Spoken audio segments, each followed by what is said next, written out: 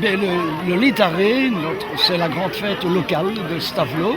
Létaré, c'est le premier mot de l'évangile du jour, donc réjouis-toi, et nous nous réjouissons. En Blanc-Moussy, il y a 350 membres adultes de la confrérie. Il faut ajouter pour le cortège du Létaré, comme aujourd'hui, 150 petits Blanc-Moussy âgés de 6 à 12 ans.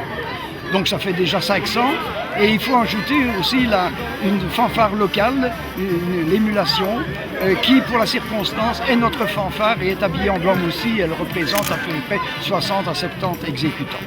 Puis depuis le XVIe siècle, le personnage se transmet de génération en génération.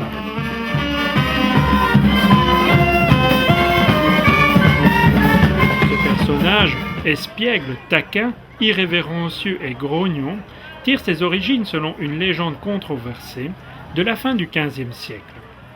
En 1499, le prince abbé Guillaume de Manderseid, qui voulait rétablir la stricte observance de la règle dans son monastère, réprima sévèrement la participation de certains de ses moines au carnaval de Stavelot. La population locale, en guise de soutien aux moines, tourna cette interdiction en dérision et fêta le carnaval de l'année suivante en s'affublant d'une robe de bure et d'un capuchon, rappelant de cette manière l'habit des moines. Mais le prince abbé, en colère, interdit aussi de fêter le carnaval de cette façon, et c'est ainsi qu'ils revêtirent l'habit blanc en le complétant d'un masque au nez rouge, que l'on peut encore admirer aujourd'hui. L'administration communale et la confrérie des Blancs-Moussis attestent donc la naissance de ceux-ci en 1502.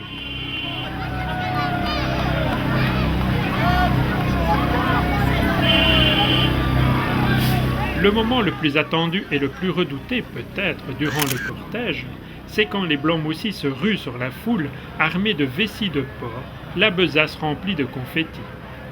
La fête prend alors une toute autre allure. Dans une ambiance bon enfant, des milliers de kilos de confettis seront lancés ou glissés sous les vêtements des spectateurs. Personne ne sera épargné. Même les curieux du premier étage qui croient regarder passer le cortège en toute sécurité à la fenêtre de leur maison, car certains Blancs-Moussis, armés de longs balais, n'hésiteront pas à bloquer les fenêtres de l'extérieur pour que le canon à confetti puissamment armé puisse entrer en action et aisément noyer la maison de plusieurs kilos de confetti. Messieurs, dames, à vos aspirateurs.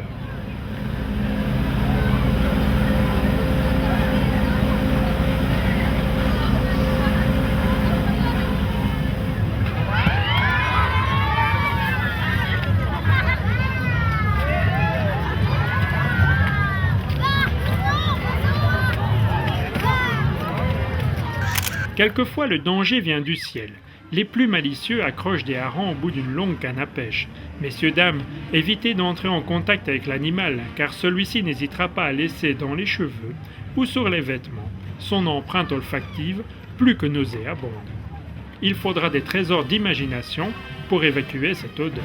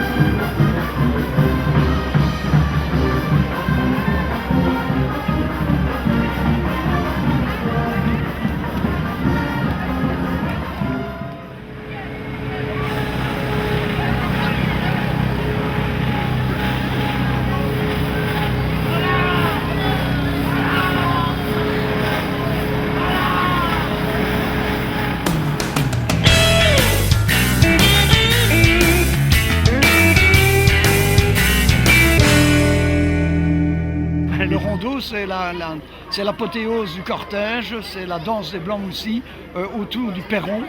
Le perron, notre vieux perron, est le symbole des libertés stavelotaises.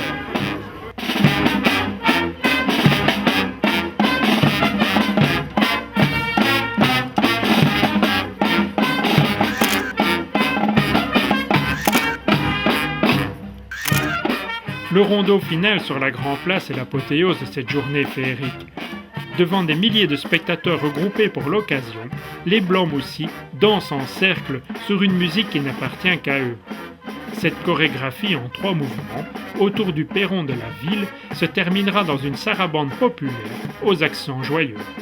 Merci à tous les participants, et spécialement aux Blancs aussi, pour ce létaré réussi.